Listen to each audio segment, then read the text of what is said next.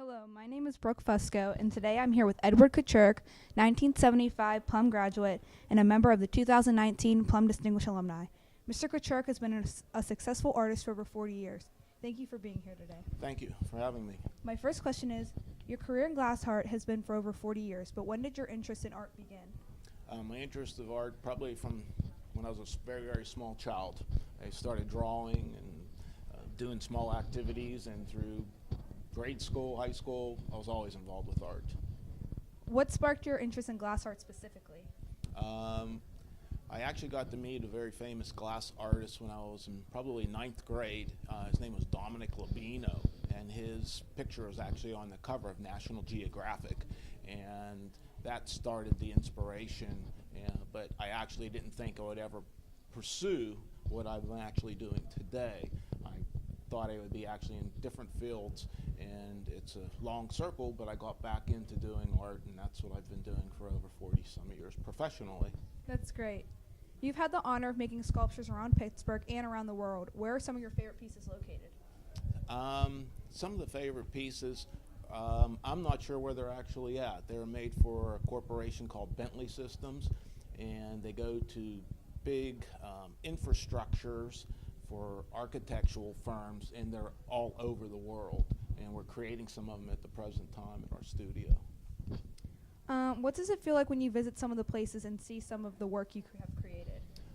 It's very inspiring because you get a feeling of like something you've created, and you know that people appreciate it.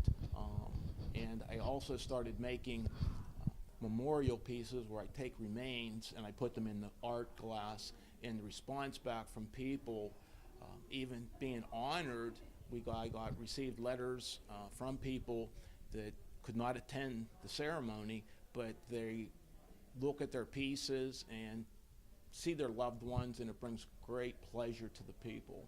That's very, very nice. Yeah. Yes. You have met and worked with Jerome Bettis, former Pittsburgh Steeler. What was that like? It was really great, and the Bettis family, they are just super people. They're the most loving, beautiful people. I feel part of their family.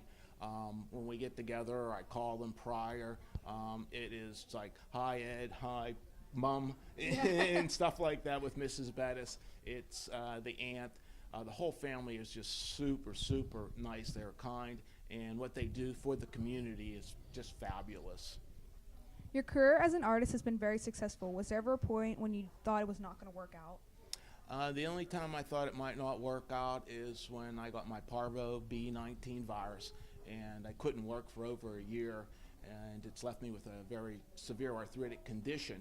But I've been able to fight through it and continue on, and I think a lot of it has to do with the love that I have for what I do. It's not like going to work. When I get up in the morning, I don't use an alarm clock. Wanting to be in the studio. Yeah. And a lot of times I want to be there too late because it's like it's not a quitting time. Yeah.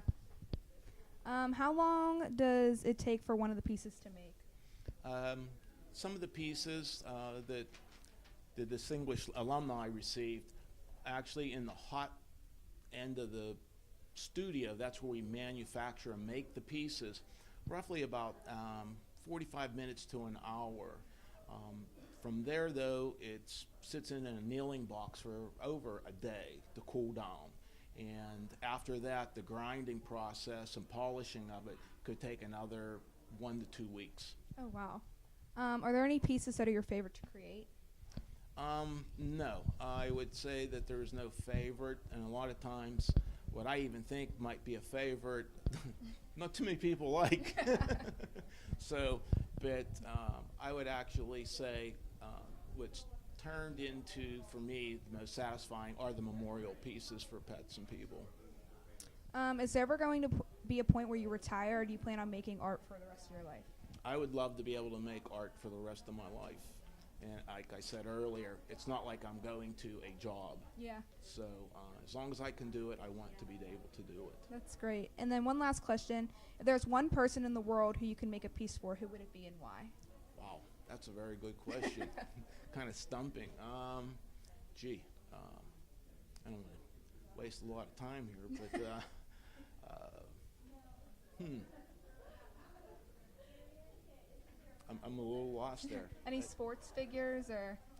I've made quite a few pieces for sports figures.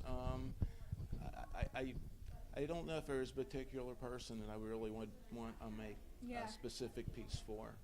Okay. Well, thank you, Mr. Kachurik, for being here, and now to Matt Allman for our next interview. Thank you.